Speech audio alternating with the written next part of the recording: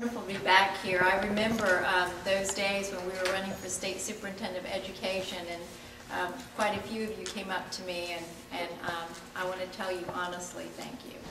I understand what it's like to be helping someone, and so many of you in this room, and I literally am looking out on great friends, really sacrifice the ultimate. I can tell you as a candidate, regardless of for what you're running, you're really carried on the shoulders of those around you.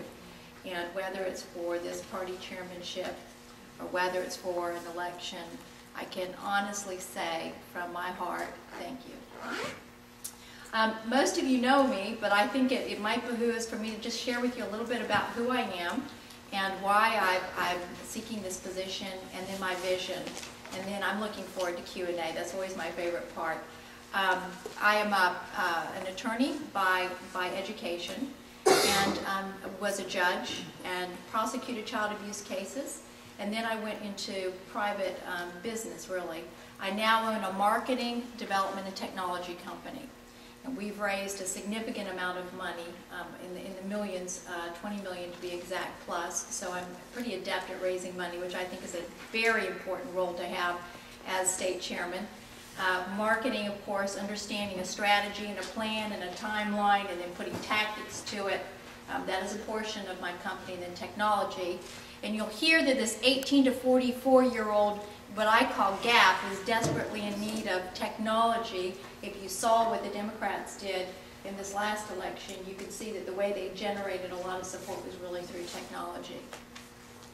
I have chosen to do this because, candidly, and it was best stated by the gentleman that's thinking of running for the lieutenant governor position. When I look at my children and realize the sacrifices that will need to be made, I think it is, in my humble opinion, something I'm called to do, because I think it is absolutely critical that we have leadership at this point in time so that we can deal with the 2010 elections. My vision is, candidly, it's predicated on what I call 3 different skills. And the first is very simple. The person in this position must absolutely be able to unify the party. And this is not a position for division and fraction. Whoever's in this post has to do as Caton did. I mean, his legacy was partially fundraising, partially bringing people together. That person has to be able to engender and broaden the base. And in order to do that, you better doggone well know how to communicate message, and understand what that message is. And that really goes to the second bit. And that second bit is being absolutely clear about promoting our platform. I hear so much about what Republicans are not. What I can tell you is that being a Republican is being drawn to core values. And those values are very simple values. It's about less government. It's about less intrusion. It is about understanding that life is from conception until the grave and living that. It is about some very, very fundamental precepts. And you all know the one that's dear to my heart. That is about providing educational choices. And ladies and gentlemen, I can tell you, I have always stood on principle.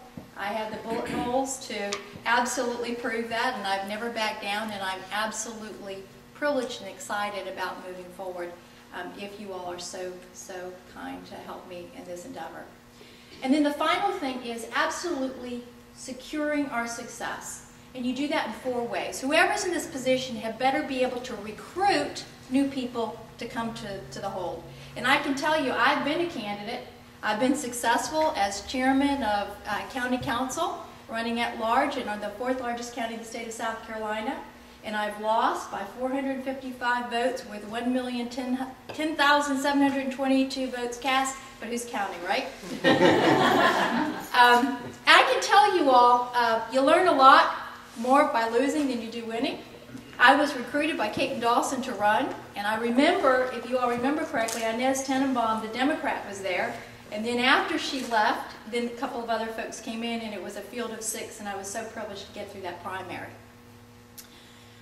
So you better doggone be able to recruit. You better understand technology so we can go after this very, very significant demographic, the 18 to 44-year-old.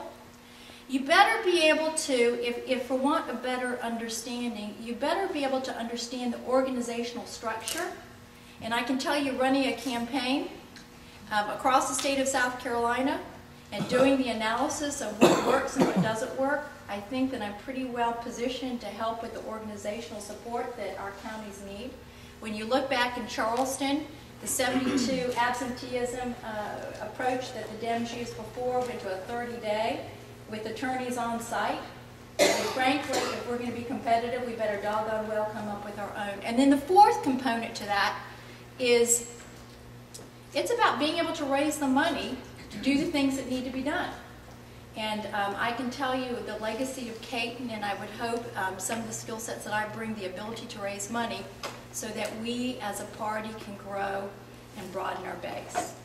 I am humbly asking for your support tonight. I have a vision, I have the credentials in the background, I'm tested and I'm vetted, I've never backed down, and you would honor me to support me. So shamelessly, I've given you all, Edie will raise your hand in the back, and Mickey also, we've got these little pamphlets, and Nettie as well. If you all want to sign up to Karen Floyd to help us out, we'd love it. Anything that you have in terms of questions, email us and we'll be back in touch with you. There's a lot of information. Go to our website, Karen4scgop.com. And I thank you all so doggone much for everything you've done, you continue to do, and will do for the party and for the state of South Carolina. Thank you. God bless.